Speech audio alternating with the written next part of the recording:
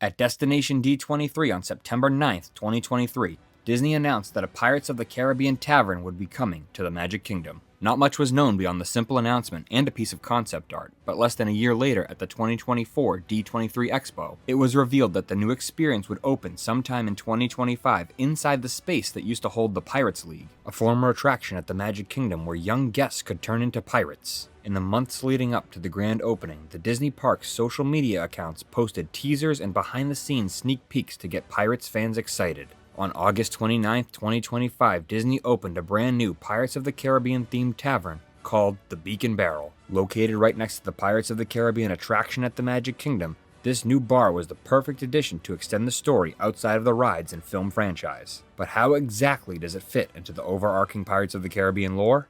Deep in the heart of Adventureland, past the enchanted Sunshine Pavilion, lies the Castillo del Moro, a Spanish fort built in 1643. Entering the fort, guests walk through the arsenal, down into the dungeons before reaching the shores of Pirates Bay, hopping aboard a longboat, and sailing off into Dead Man's Grotto. A ghostly voice echoes through the cave as you pass by skeleton pirates before plunging down a waterfall into an epic battle. On one side, the Spanish soldiers occupying Puerto Dorado's fort. On the other, the fierce crew of the Wicked Wench, captained by none other than Hector Barbossa. Some of the pirate crew have already gone ashore in search of Captain Jack Sparrow and the town's treasure. Unsuccessful in their quest, they set the town on fire, allowing Captain Jack to quietly sneak off to the secret treasure room. Guests then disembark their longboat and head back out into Caribbean Plaza, except with the Spanish now defeated, the pirates control the area. Sometime after Barbossa and the crew of the Wicked Wench sacked the town, the East India Trading Company attempted to swoop in and take control of the area, setting up their base of operations inside the barracks that once belonged to the Spanish soldiers. This didn't last long as Captain Jack Sparrow quickly took over their new office. He transformed the space into the Pirates League where he would sign up new sailors to crew the Black Pearl. He ran his pirate operations out of this space for a little over 10 years until a rum smuggler named Captain Meridian Goldwyn opened the Beak and Barrel inside the abandoned Castillo barracks. The new tavern was to be a safe haven for all pirates equipped with its own set of rules. Well,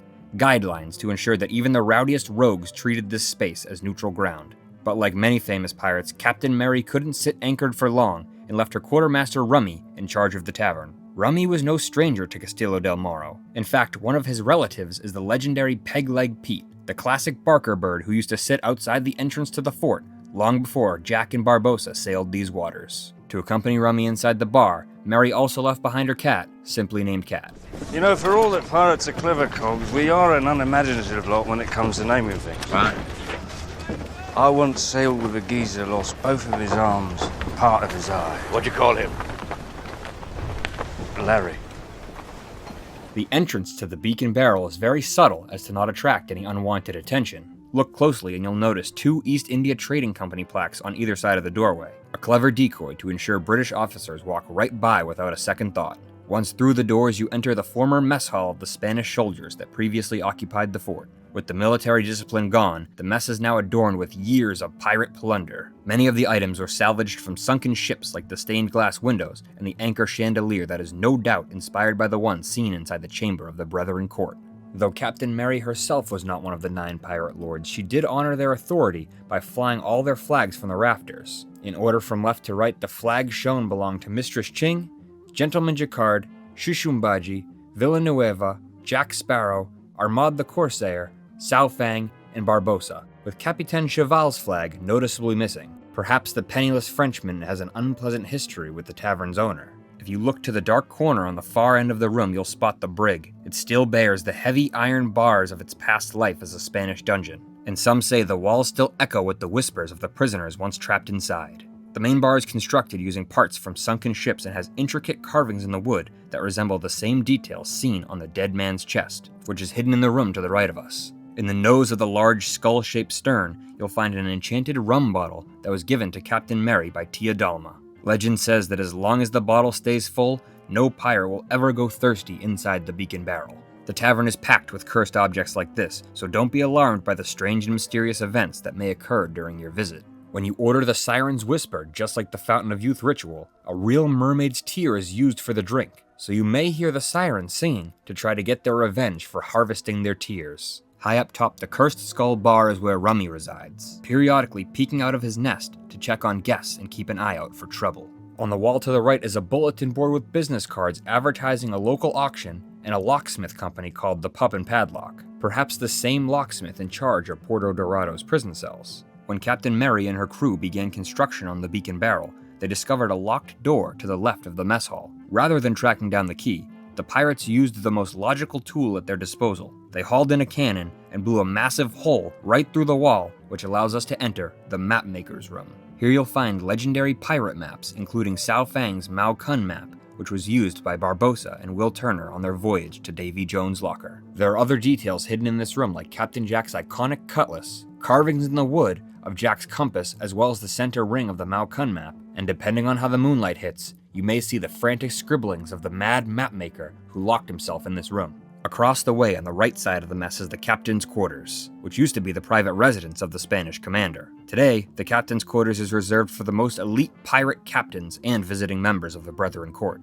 Each booth is lined with hand-carved wood panels depicting major moments throughout the Pirates of the Caribbean history, all centered around the 9 pirate lords. Despite running up an impressive tab, Captain Jack Sparrow is honored with an entire booth dedicated to his greatest adventures, showcasing his battle against Barbossa in the caves of Isla de Muerta, his treasure hunt in Puerto Dorado, his last stand against the Kraken, and final battle with Davy Jones. Another notable booth shows the adventures of Gentleman Jacquard, the pirate lord of the Atlantic Ocean.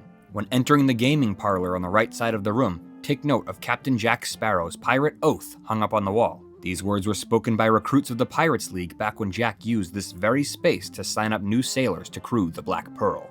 Off in the corner is a portrait of a young woman, perhaps the sea goddess Calypso bound in human form. Displayed on the fireplace mantel is a collection of ships that have been captured inside bottles, presumably the work of Blackbeard himself. Since these ships are frozen in time, you may hear the voice of the original captain of the Wicked Wench. Alongside the elegant portrait and carved chess tables, this room features numerous cabinets holding countless treasures, like the previously mentioned Dead Man's Chest, and a tentacle that once belonged to the good captain of the Flying Dutchman. Mary and Rummy are always willing to share their treasures for the right price, of course. Visitors of the tavern can bring home the Plunderer's Punch Skull Mug or pick up the Red Skull Mug at the marketplace right next door. The Red Skull Mug is a tribute to Captain Red, a close frenemy of Captain Meridian Goldwyn's. When exiting the Beak and Barrel, look above the doorway to see a heavy iron ship's bell. It's said this bell was taken straight off the very first ship captained by Red. She gifted the bell to Mary when the tavern first opened, proving that despite their fierce rivalry, they share a deep mutual respect. Right next to the bell is the preferred catnap spot of Cat the Cat. When you piece all these clues together, the carvings that depict the Battle of Calypso's Maelstrom, the actual mermaid's tear used in the Siren's Whisper, and the mapmaker's detailed drawings of the Trident of Poseidon, it's safe to say that the Beak and Barrel exists in a time after Jack Sparrow's final encounter with Captain Salazar. Remember, this isn't a static museum. It's a living, breathing, cursed tavern where the story unfolds in real time. So grab your Plunderer's Punch, hoist the colors, and keep a weather eye on the horizon. You never know what kind of magical mischief is waiting to drift ashore at the Beak and Barrel. Ahoy there, crew. Thank you so much for watching this Pirates of the Caribbean lore breakdown video covering the history of the Beak and Barrel Tavern at the Magic Kingdom. Leave a comment down below. Let me know if you've ever been to the Beak and Barrel. If you haven't, let me know what your favorite fun fact was that you learned in this video. If you enjoyed the video, make sure to hit the thumbs up button. I have loads of Pirates of the Caribbean content coming out in the near future, so if that's something that interests you, hit the subscribe button. Thank you so much for watching. Yo-ho, a pirate's life for me. We pillage, we plunder, we rifle and loot. Drink up, me hearties, yo-ho. We kidnap and ravage and don't give a hoot. Drink up, me hearties, yo-ho. Yo-ho, yo-ho, a pirate's life for me. Big finish, yo.